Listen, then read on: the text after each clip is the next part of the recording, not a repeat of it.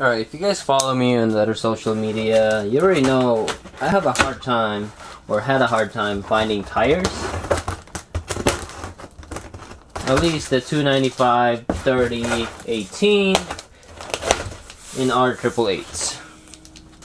Which means I could either do two things. One, I could buy a different brand and go with that, or just go with a different setup altogether. Well, I decided to go get a spare one.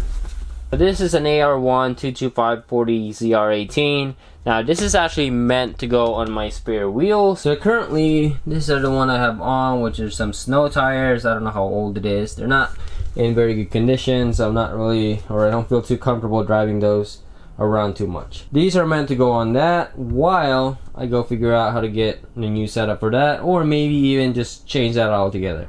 So I might not even go with that size anymore. To me, if I can go skinnier like this, if this provides all the traction I need, then that's good. It's a lot less rotational weight. Now, size-wise, nothing too impressive. It's really more the compound of the AR1 that should be, and I say should be, pretty good. What is up, guys? Welcome back to the channel. So as you guys just saw, my tires already arrived. That actually arrived a couple days ago. So let me show you guys how the car looks with it mounted. Alright guys, so here it is. Now the tire itself is definitely really nice, but what's nice about it with this wheel specifically, I mean, look at the sidewall. That's nice. I like that fitment. Alright, so here's today's project, or this episode's project. I'm gonna be installing the water pump, electric water pump. Now this one is gonna be the 150, so Davis Craig electric water pump 150, which is their highest flow one. This one flows at 40 gallons per minute. Now it will come with your instruction, wiring, and I guess something for either a sensor or a heater core return, maybe I could use that for that. The water pump itself, miscellaneous little brackets, adapters, clamps, and then of course your digital controller. From the looks of it, it looks pretty complete. So I think we are actually all set to install that, like no problem. Alright, so from what I gather online, your outlet will be here, your inlet will be here, and this will actually be an inlet from the radiator. So that means it's gonna go something like this, at least for my setup. Okay. Now my radiator is all the way in the back, so that line will be the one that goes to the thermostat right here. So that line will now meet this thing right here, and then this will be going back to the engine. The good thing about that is I don't think I need to touch this or this, so that stays the same, which is good. Which means the only thing I really need to change or modify is this line right here. Oh, pointing at the wrong thing. This line right here, I need to point it down.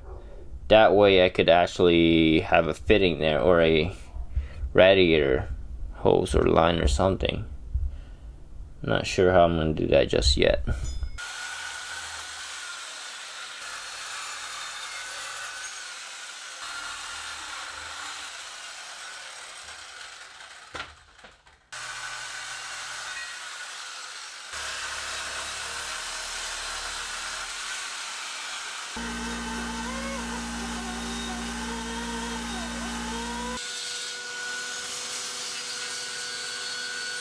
Alright, that was the mission. Alright, cut out a pulley and all the other stuff that I don't need. Now I do need to add or weld a fitting here now, or at least something like that on this side, and then that will go to the electric water pump.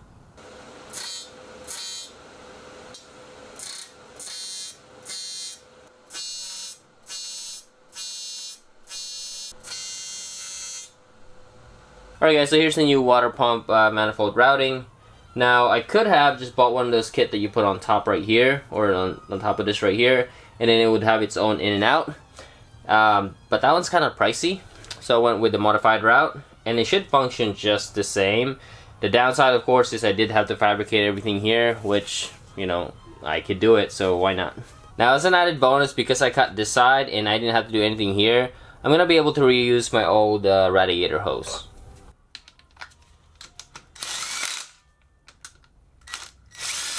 Alright, not a bad setup.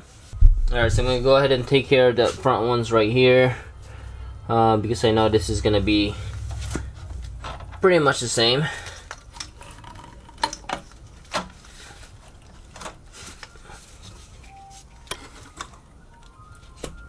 Alright, so far these two remain the same.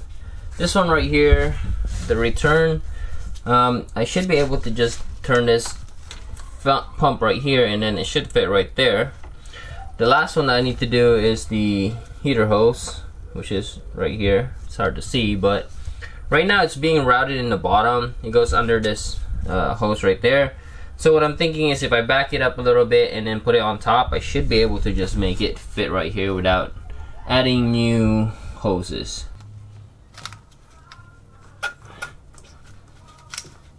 Alright guys, so the last one I need to put here is just the return. Should be able to fit in there. Now I know the hose that I have on here is a little tight, so this might be a little bit of a problem. But once I get it in there, shouldn't be any more problems. Alright, I'm just gonna have to try it. I'm gonna move you guys back a little bit. Alright, I think I got it. Whew. Alright guys, so here it is, finally installed. The only thing left is the wiring. But overall, man, this is perfect. I mean, look at that spot. And then the best part, I didn't have to redo any of my heater hose or my radiator hose. That is awesome. Not having to rebuy anything, that's great. Now the last thing I'm gonna add on here is probably like a small bracket, because if it moves, I might get banged up there, and I don't really like it when it does that. So nothing too heavy duty, just something to keep it from doing this. But yeah, looks pretty good. That's awesome. So let's go ahead and take this off, because without that serpentine belt that goes up right here, I no longer have to have this hole right here. Oh.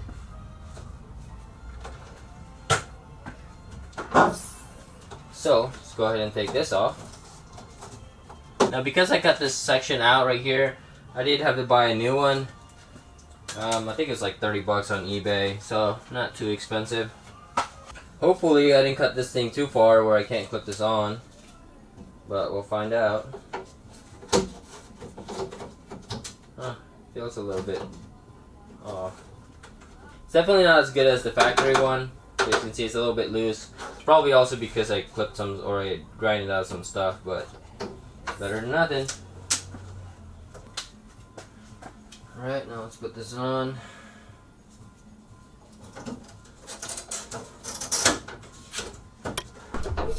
Leave that open.